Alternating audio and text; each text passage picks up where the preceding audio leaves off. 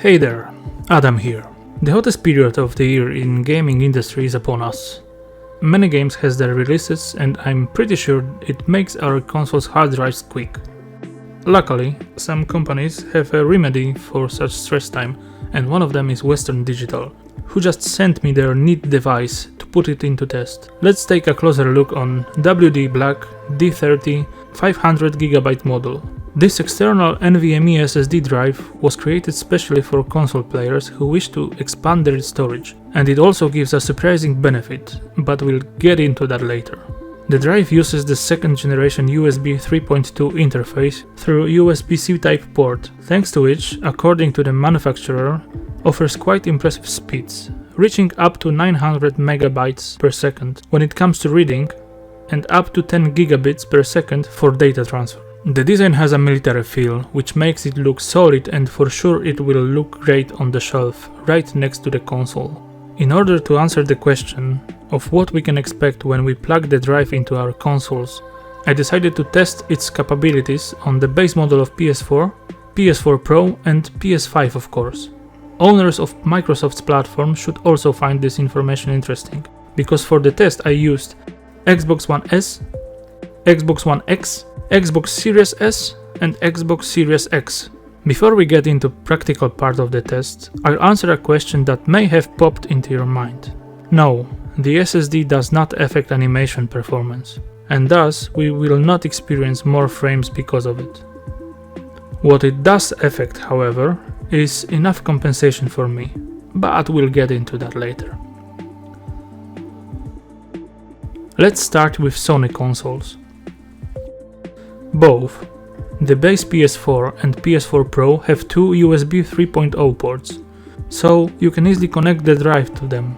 The whole thing works as a plug and play, and actually the console does all the work for us since the very moment it recognizes the drive.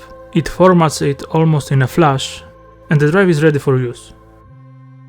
Then all we have to do is choose the games to transfer and enjoy the reduced loading times. And oh boy, how much they are reduced. See it for yourself. I measured booting of a few games from the console menu, and the results are more than satisfactory. Please note, in order not to bore you to death, I sped up the captured footage. Because who likes to watch the loading screen, right?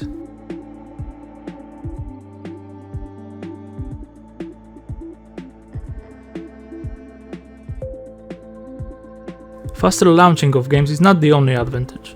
Let's now check the loading times when, for an example, we want to continue our gameplay from the save point. Here too we have the expected improvements.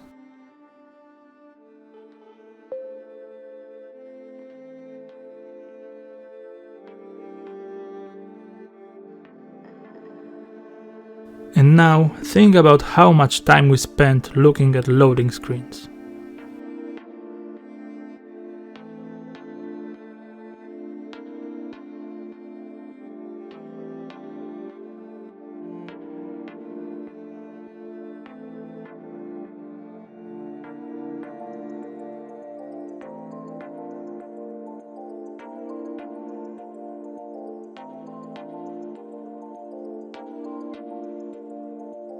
While the PS5 and Xbox Series S and X seems to have fixed this with their super fast internal SSDs, I think the massive current user base of older consoles will sincerely appreciate this upgrade.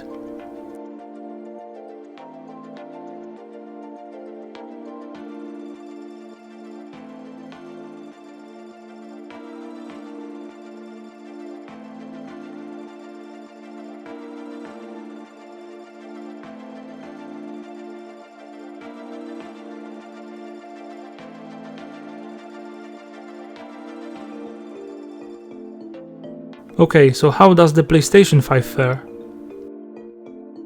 Here, the first thing to mention is that we won't be able to play next-gen updated games straight from the disc. We can only use it to install the versions from the PS4, which at the moment should not be a huge problem, given that currently the vast majority of titles come out on the older generation and not all receive the appropriate upgrade dedicated to more powerful platform. So how does the loading times compare? Here, surprisingly, it varies and the result depends on the game. Some titles boot up and loads faster from the console's internal drive, while others do the opposite. For example, Cyberpunk 2077.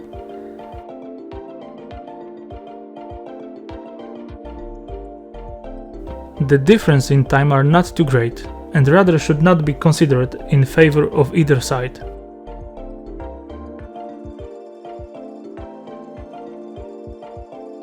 However, I'm personally amazed at how well the external drive performs in this matter. And what about the Xbox, you ask? In case of Microsoft's machines, the situation is even more interesting.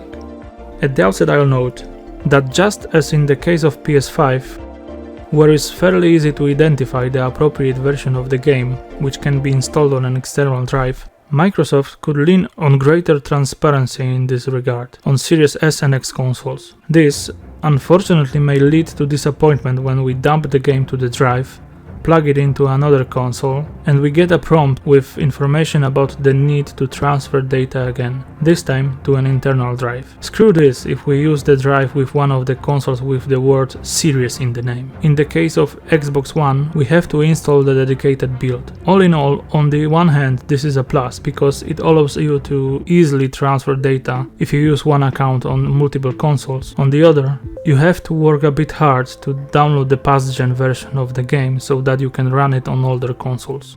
And that would be basically the only complaint about D30's compatibility with Microsoft's machines, because from now on I'll be all praise.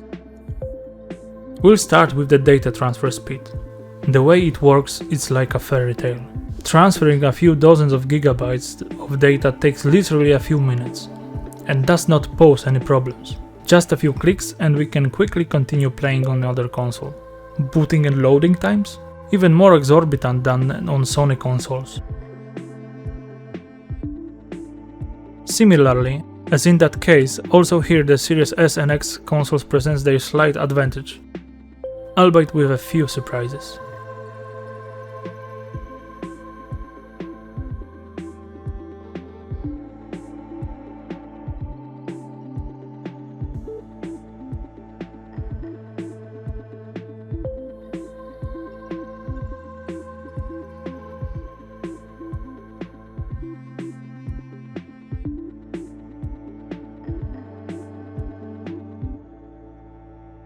The icing on the cake is the fact that by using an external drive we do not lose the quick resume option. It works identically as on stock SSD.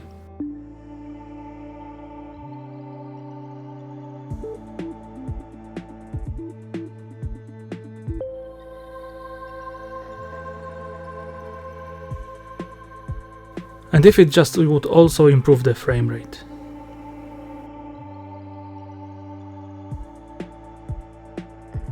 Okay, time saving is a one thing, but are we able to gain anything else by using such a drive?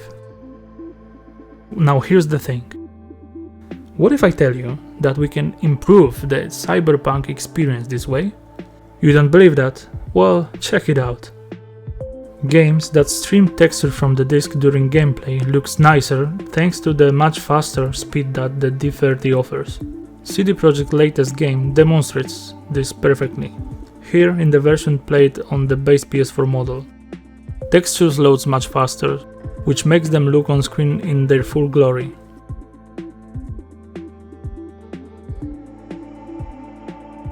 What's more, the geometry of objects is loaded correctly, so we rarely experience such situations during exploration.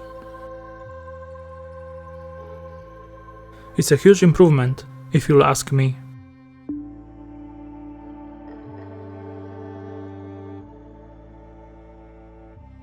I think it is time for a summary. Is it worth investing in SSD, which is certainly not the cheapest option? As usual, this is an individual matter, and mainly depends on your needs. From my perspective, the mere fact that I can download a game once and then easily transfer it between consoles makes my work much easier, and in fact this is the only reason that I need to buy it. For you, however, the more encouraging attributes will be probably the significantly reduced loading times and improved look of the games. Not to mention, of course, the more space for games itself. Whether this is enough, I leave it for your consideration.